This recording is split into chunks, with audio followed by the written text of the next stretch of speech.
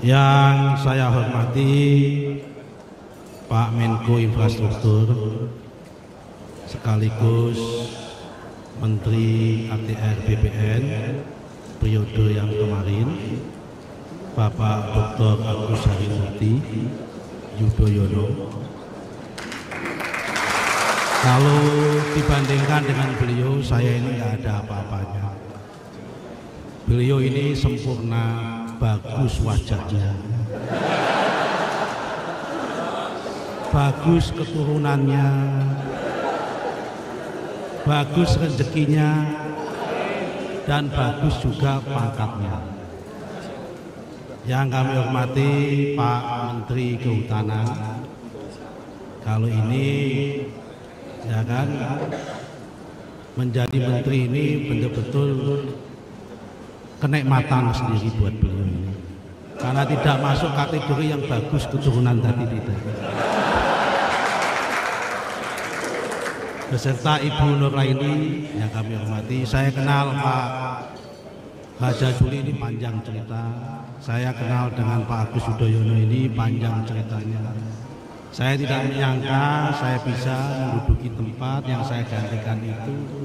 Anaknya seorang yang sangat saya kagumi, orang yang membesarkan saya, yaitu Pak Jenderal TNI Presiden Republik Indonesia Susilo Bambang Yudhoyono. Dalam kesempatan ini, sebelum saya nyapa yang lain, izinkanlah sama-sama kita memimpin doa.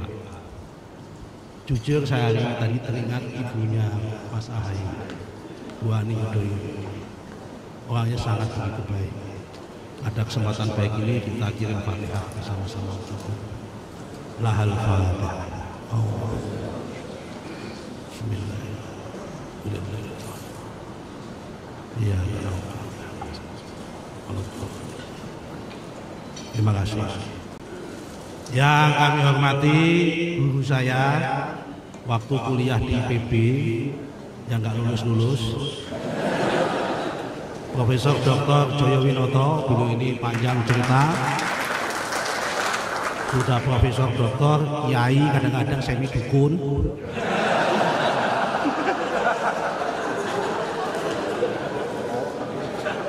Pak Endarman Supanji, wah ini orang Magelang, ya kan, mantan Jaksa Agung, tipikor, ini pemberani beliau. Matur nuwun Pak Kapolri. Al Ustadz Dr. Sofyan Jalil, ini pendahulu kita semua.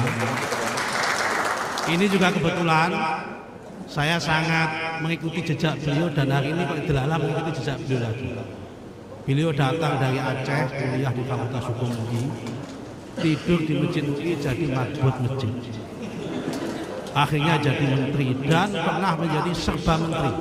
Menteri Komunikasi pernah, Menteri BUMN pernah, Menteri Bappenas pernah, Menteri ATR pernah. Hanya satu saja Menteri Wanita.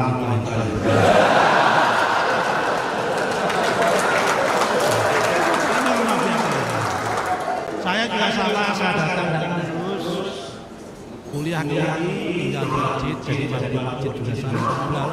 Jadi Menteri ATR. Ini Tuhan Allah. Jadi Menteri ATR pernah dipimpin dua orang marbot masjid.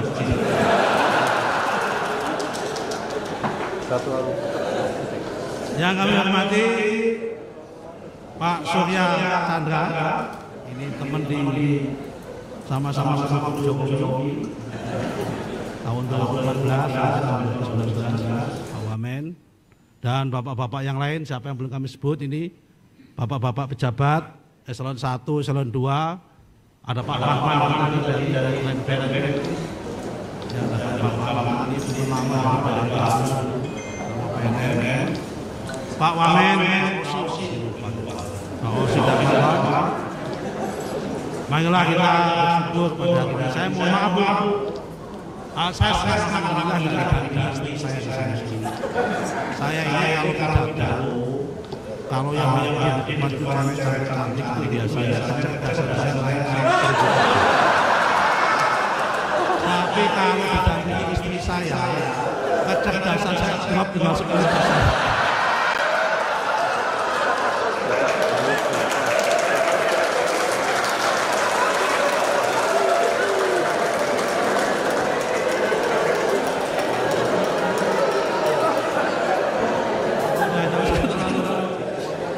Pertama-tama kita syukur alhamdulillah, kita bagian dari manusia yang wajib dan patut bersyukur.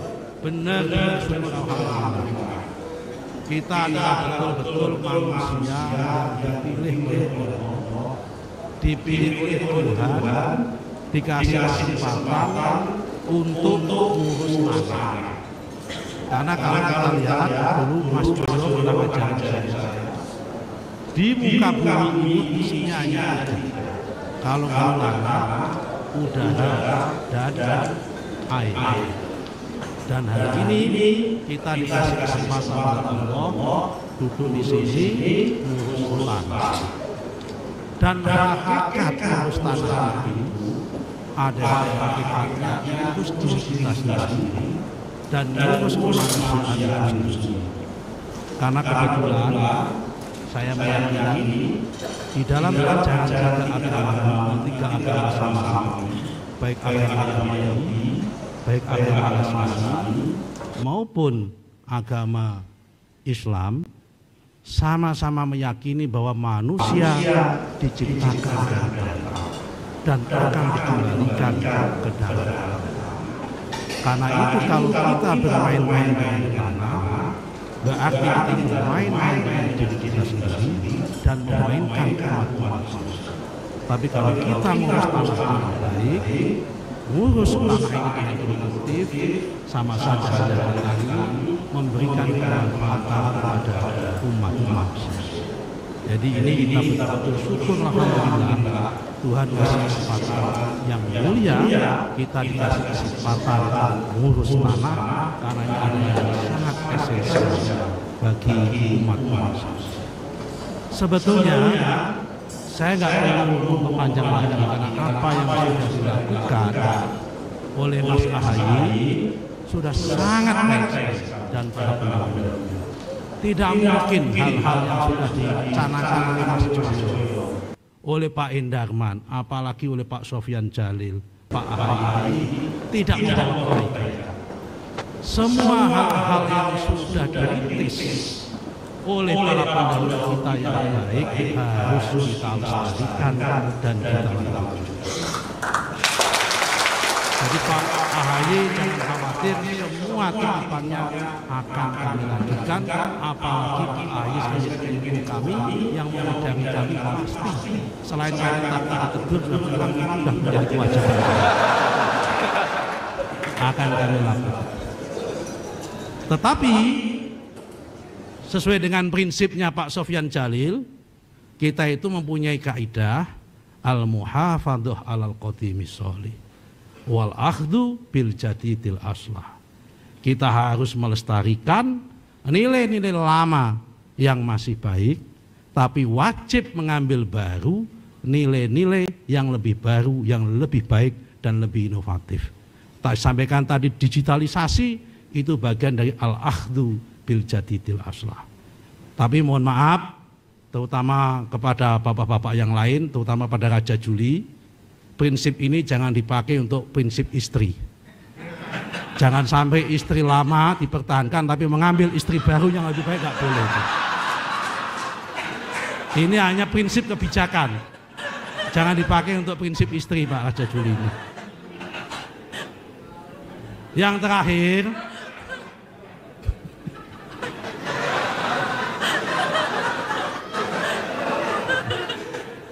terakhir, saya nggak usah panjang cerita.